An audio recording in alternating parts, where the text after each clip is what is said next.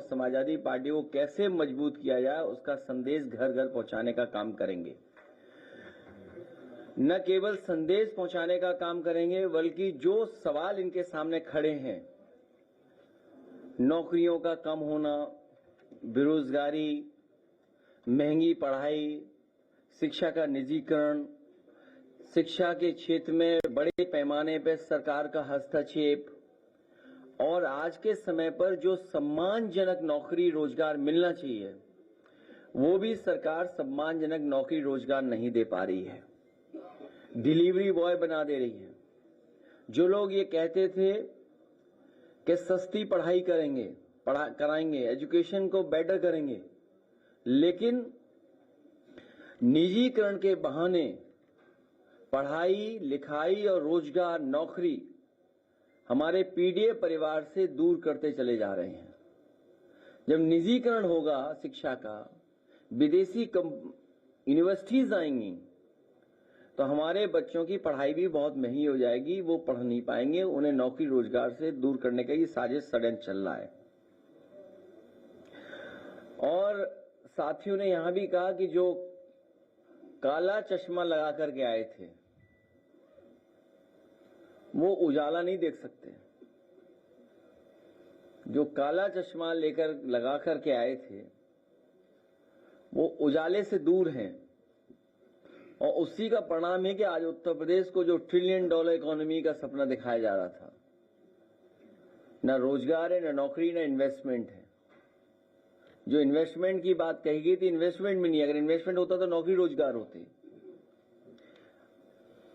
वो सेलेक्टिव है और इतना ऑर्गेनाइज्ड करप्शन कभी देखने को नहीं मिला जो इस सरकार में भारतीय जनता पार्टी की में देखने को मिल रहा है। अखबारों के माध्यम से जो पढ़ने को मिलता है, जीएसटी की चोरी पहले 165 करोड़ की, फिर 300 करोड़ से ऊपर की, फिर और तमाम ऐसे काम हो रहे हैं अपने लोगों को लाभ पहुंचाने का। तो भ्रष्टाचार भी चरम सीमा पर है, जिसके वजह से महंगाई है। हमें उम्मीद है कि यही कार्यकर्ता सब मिलकर के गांव जाएंगे, संगठन बनाएंगे, बूथ स्तर पर काम करेंगे और समाजवादी पार्टी को आने वाले समय में आगे बढ़ा करके सरकार बनाने का काम करेंगे। जो हर पार्टी ने पहले फैसला लिया कि आतंकवाद के खिलाफ और आतंकवाद जड़ से खत्म हो, उसकी ब्रांचेस टूट जाएंगी तो फिर जड़ से आ जाएगा। इससे जड़ से समाप्त हो, हम लोग पूरी सरकार के साथ हैं, आतंकवाद खत्म हो।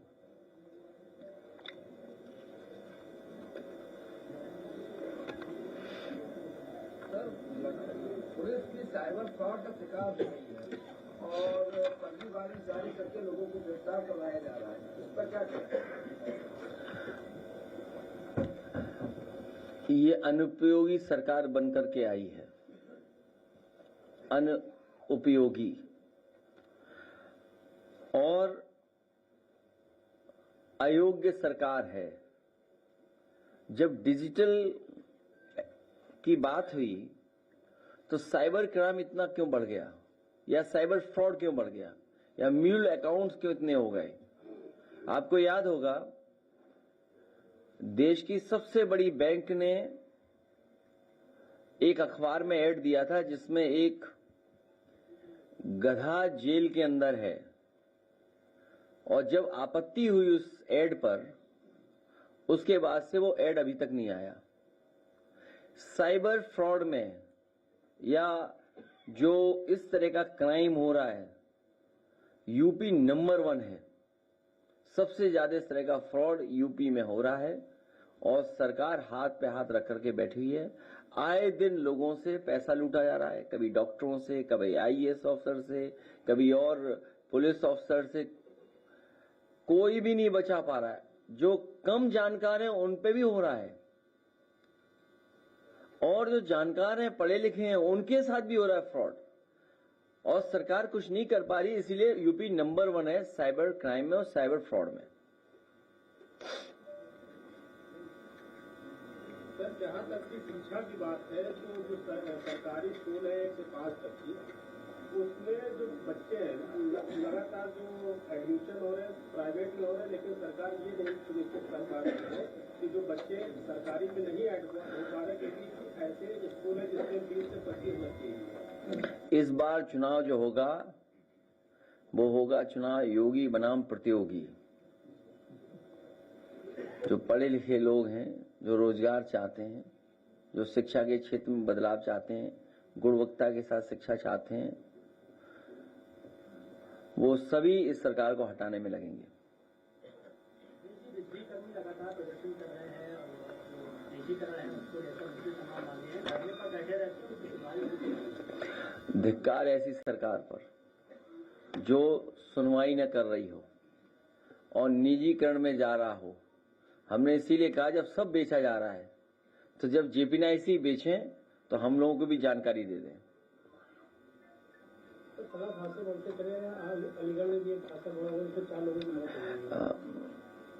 प्रतिदिन बड़ी संख्या में लोगों की जान जाती है। प्रतिदिन यूपी नंबर 1 है रोड एक्सीडेंट्स में।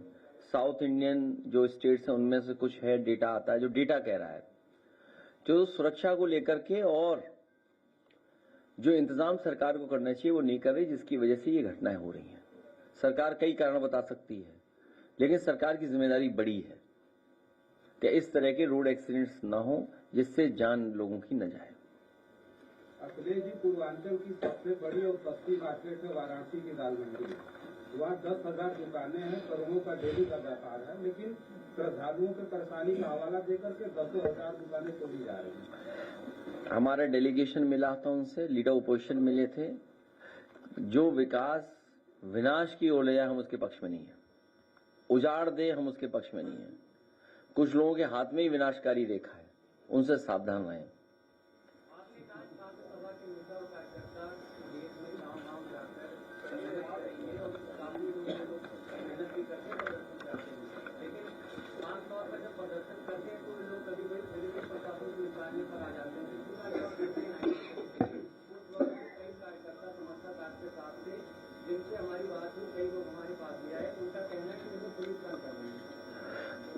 पुलिस उन्हें पक्का कार्यकर्ता बना रही है।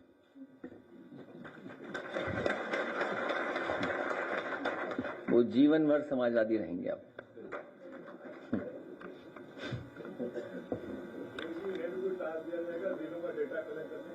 किसके लिए? वो हम लोग बैठ के तय कर लेंगे। इन लोगों को भी जिम्मेदारी से काम करना है। नंबर 1 अनुशासन, दूसरा व्यवहार अच्छा, तीसरा एक दूसरे के प्रति सम्मान की तरह सम्मान से देखना, सम्मान से जुड़ना। तो ये काम लगातार करते रहेंगे लोग। पीडीए की ताकत को और मजबूत करेंगे।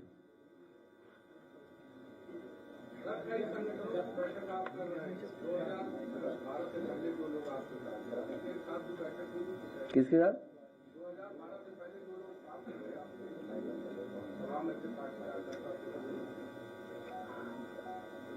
नहीं, मेरी जानकारी में नहीं है। जो जानकारी आप पर है वो मेरे पास वो जानकारी नहीं है। जो जानकारी आप पर है वो जानकारी अभी आई नहीं है हमारे पास।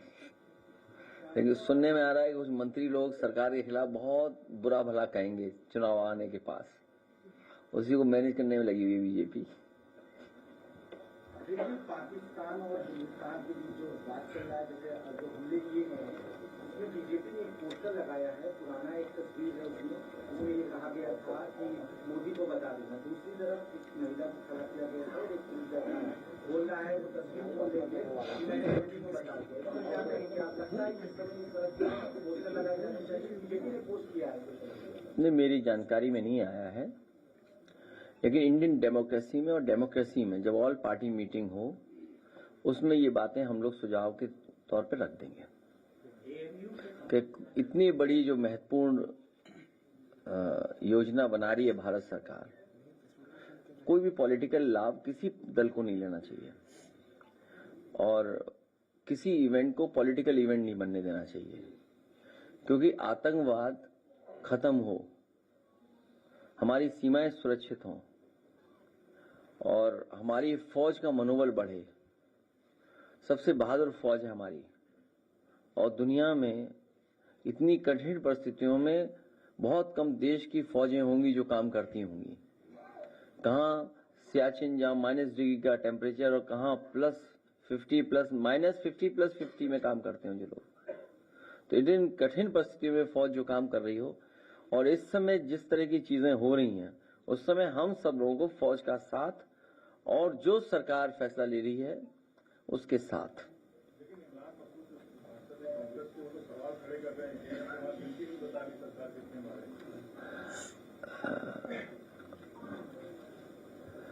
मैं फिर कहता हूं, इतने बड़े नेता नहीं है जिनका सवाल आप यहां पूछ रहे हो। अगर फोन करके आपको कहोगे हमारा पूछ लें तो बात अलग है कि नाम हमारा आ जाए यहाँ। हमें लगा कुछ और पूछोगे, नाम जब आया तो टिकट बांट रहे हैं वो लोग तो हाँ वही तो मैंने कहा, मैं से कुछ और पूछेंगे टिकट बांटने का। नहीं, अब बताओ कहाँ दुनिया में कि विधायक टिकट बांटने लगे आपस में। कई सरकारी अस्पताल ऐसे हैं जहाँ पे पूरी दवाइयाँ लोगों को नहीं मिल रही है और लोग लंबी लंबी लाइन लग रहे हैं। बहुत बुरा हाल है अस्पतालों का, बहुत बुरा। इलाज नहीं मिल पा रहा है, दवाइयाँ नहीं है, लंबी लाइन है और जो बने थे अच्छे अस्पताल वो ही बर्बाद कर दिए, उनका भी इंफ्रास्ट्रक्चर खराब कर दिया है। और केवल सूचना एक जगह से नहीं आ रही है, पूरे प्रदेश भर के अस्पतालों में हालत ऐसी है, कहीं दवाई, इलाज और गरीब की कोई मदद नहीं हो पा रही है। याद होगा जब मैं पहली बार गया था इसमें, अभी हाल ही में कैंसर रिसर्च इंस्टीट्यूट में, जब मैं कैंसर रिसर्च इंस्टीट्यूट में गया तो सबसे पहले पेशेंट से जिससे मिलने का मुझे मौका मिला वो गोरखपुर के लोग थे। उस परिवार से जब बात हुई तो वो अपनी बेटी को लेकर के आए थे और इलाज के लिए वो यहाँ आए थे लखनऊ में कैंसर रिसर्च इंस्टीट्यूट में। जो इलाज उनका है वो यहाँ पर हो रहा था। अब आप इसी से कल्पना कर सकते हैं कि मुख्यमंत्री जी के क्षेत्र से लोगों को इलाज के लिए लखनऊ आना पड़ रहा है और जब हर दिन वह जनता दरबार लगता है। बहुत कम मुख्यमंत्री होंगे जिन्होंने अपने गृह जनपद पे दरबार लगवाए हों और जिसमें सबसे ज्यादा दरबार लगाए हों वो सबसे बड़ा वीआईपी जिला होगा। अगर वीआईपी के मानक हो तो हम तो यही मानक मानेंगे कि जिस जिले में सबसे ज्यादा किसी मुख्यमंत्री ने जनता दरबार लगवाया हो वो सबसे वीआईपी जिला है। और उस वीआईपी जिले में जहां पर मेडिकल कॉलेज हैं और अस्पताल हैं, एम्स है, वहां पर गरीब को इलाज नहीं मिल रहा। सोचिए आप, एम्स होने के बाद इलाज नहीं, फिर एम्स क्यों बनवाया?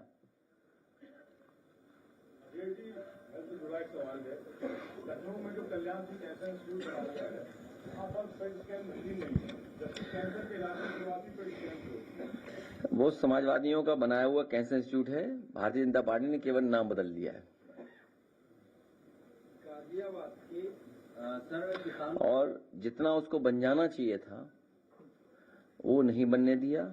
और उसके पीछे अगर आप जाएंगे तो सुनने में आया है कि जो मेडिकल यूनिवर्सिटी बनी है वो एडमिनिस्ट्रेटिव यूनिवर्सिटी है, मेडिकल कॉलेज नहीं है वो, जिसका शिलान्यास प्रधानमंत्री जी ने लोक भवन के सामने किया था।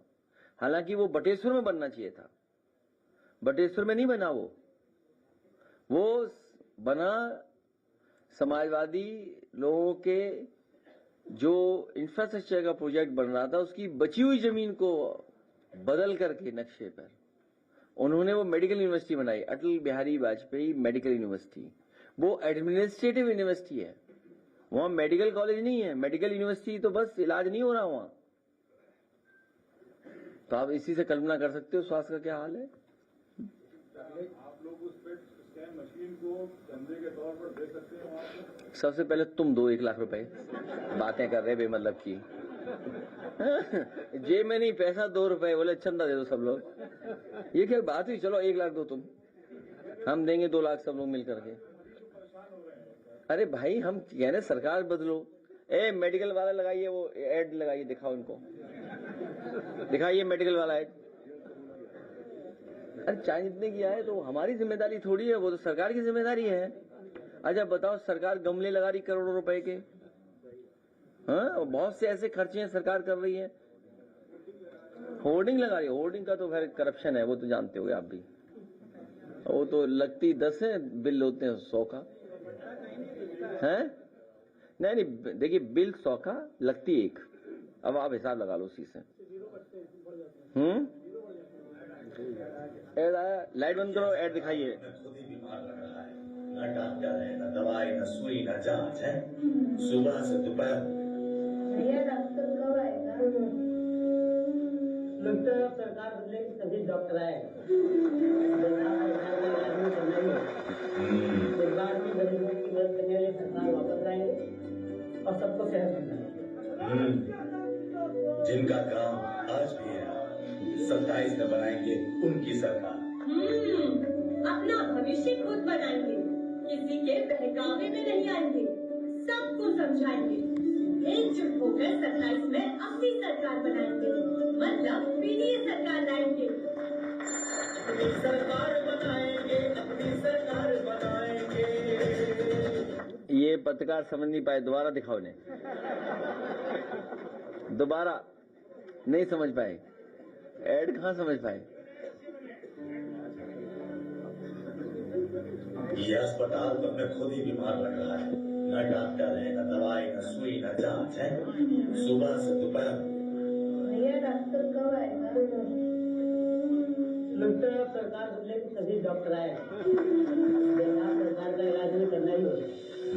इस बार हम गरीबों की मदद करने वाली सरकार वापस आएंगे और सबको सेहत मिलेगी। जिनका काम आज भी है, 27 में बनाएंगे उनकी सरकार। अपना भविष्य खुद बनाएंगे, किसी के बहकावे में नहीं आएंगे, सबको समझाएंगे। एकजुट होकर 27 में अपनी सरकार बनाएंगे, मतलब पीडीए सरकार लाएंगे। अपनी सरकार बनाएंगे, अपनी सरकार बनाएंगे।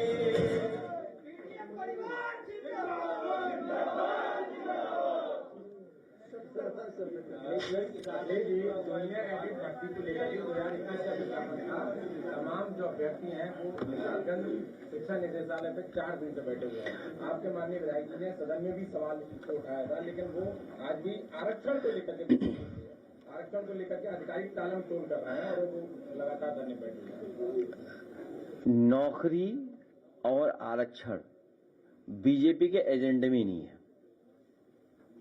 नौकरी और आरक्षण बीजेपी के एजेंडे में नहीं है।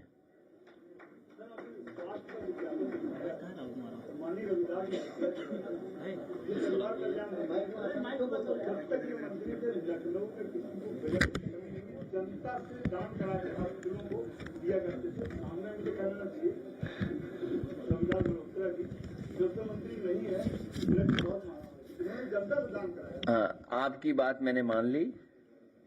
रविदास जी आने वाले समय मंत्री बनेंगे।